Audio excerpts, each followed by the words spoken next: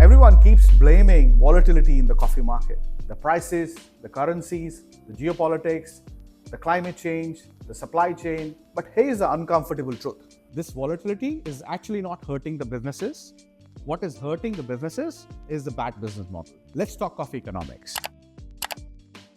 This channel is not about brewing techniques or the review of a coffee or a cafe review. We're going to talk about pricing, the volatility, the scale, how some businesses survive and why others don't. If you're building or scaling a coffee business, this is the conversation that gets ignored. And that's what coffee economics is all about.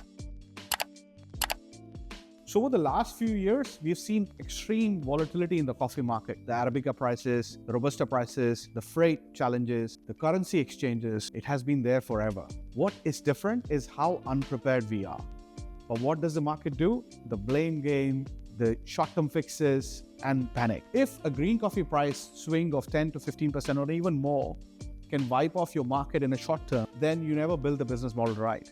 Think about it.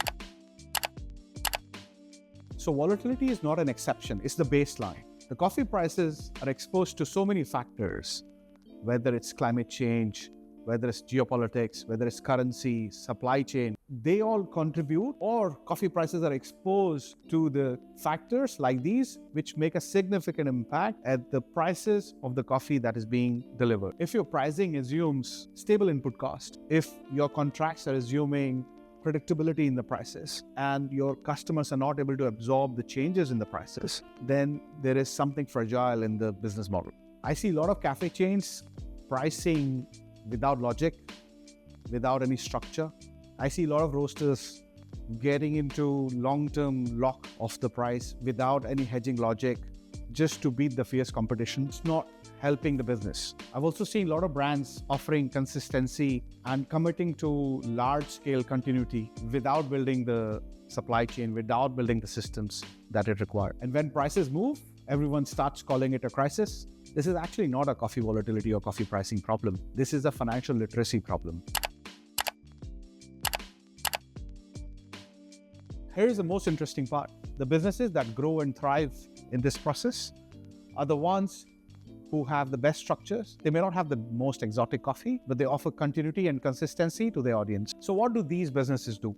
They price their coffee for continuity, not for the headlines. The pricing must be able to absorb these price shocks to avoid the negotiations and the back and forth with the customers every other month. The second most important element is building optionality. So optionality not just of the origins, for the grades, for the supply chain, so that there is no single point of failure in the business. Thirdly, they understand the scale economics very well. At scale, it's not just about the reduction in prices.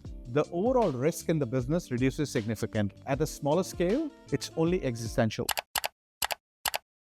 We have so many events in the coffee community where we talk about the flavors, the coffee profiles, and a lot of other conversations around the coffee happen. But we don't talk about, or we don't discuss, or we don't even touch this topic of continuity and consistency in the coffee supply chain. Ideally, we should all be talking about this continuously because it is all what matters at the end of the day.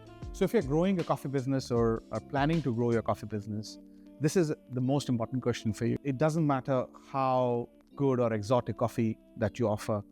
What matters is, will your business survive the next day or the next year? So CoffeeNomics is all about understanding what goes behind the cup, what's the economics behind the cup. We'll not discuss the noise in the market. We'll not discuss the exotic profiles of the coffee. We'll discuss how the industry works. If the volatility scares you, don't blame the market. Fix your business model. See you in the next one.